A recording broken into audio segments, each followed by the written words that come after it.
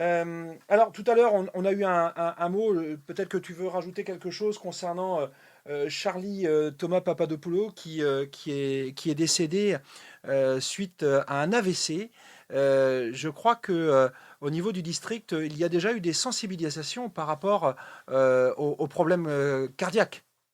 Oui, tout à fait. C'est vrai que c'est une tragédie lorsque ça arrive à un joueur de 25 ans, ce genre de problème. Donc, comme je l'ai dit tout à l'heure, le district de football s'associe à la peine de sa famille, comme on le fait malheureusement dans ces tristes cas. Bien sûr, bien sûr.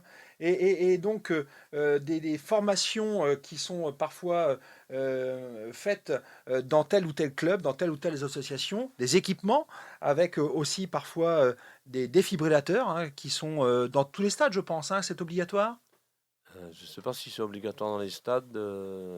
Oui, c'est possible. Dans les salles de sport, c'est obligatoire.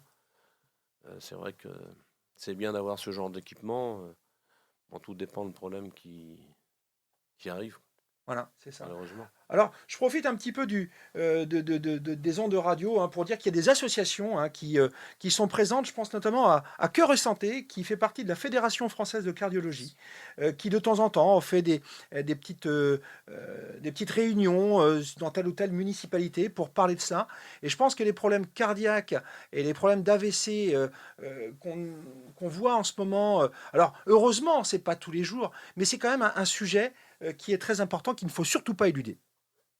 Non, tout à fait. C'est un sujet très important et malheureusement, problème cardiaque, ça arrive à tout âge, même aux C'est ça, jeunes, la preuve.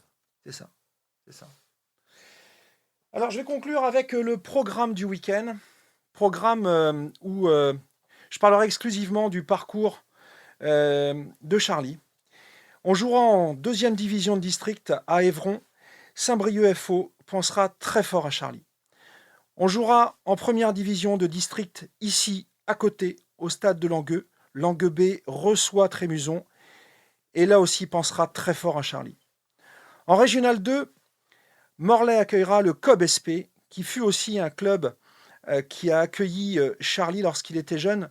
Je vois encore Pierrot Lesquarche lundi soir, très ému lorsqu'il a appris la nouvelle. Et donc au COB SP, bien évidemment, on pense aussi à Charlie. Et puis en R1 ce week-end, Cesson-Sévigné accueillera Lamballe, qui était également un club de Charlie, et on pensera très fort à lui. Et puis, bien, on en a parlé tout à l'heure, Planquette et Langueux pour un match pour le maintien, un match absolument incroyable. Et dans un contexte absolument incroyable. Le football, comme d'autres sports, mais le football, c'est d'abord une belle famille, Jean-Paul. Ah oui, c'est une belle et grande famille et il faut que ça le reste très longtemps, si possible.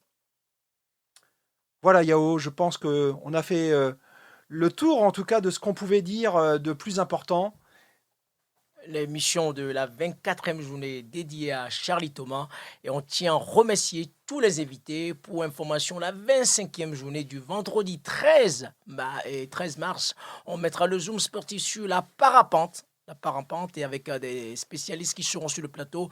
Et Coralie sera à nouveau dans l'émission Africa 22 Sport pour parler de cette fois-ci, ce n'est pas du marathon, mais d'un projet sportif Touring. Et on tient une fois à remercier tous les invités, sans oublier Mohamed Serbouti depuis Le Mans, Nicolas Bio qui était sur le plateau aussi, parlait de son projet, le prochain semi-marathon d'Amor. Et sans oublier Gaël aussi hein, pour le Amical Laïc Propagand et Jean-Paul aussi hein, pour toutes les informations qu'il nous a données. Et la semaine prochaine, on parlera de tournoi des 6 nations. On va avoir Antoine Le Maçon qui va nous donner quelques informations concernant l'équipe de France. Merci beaucoup.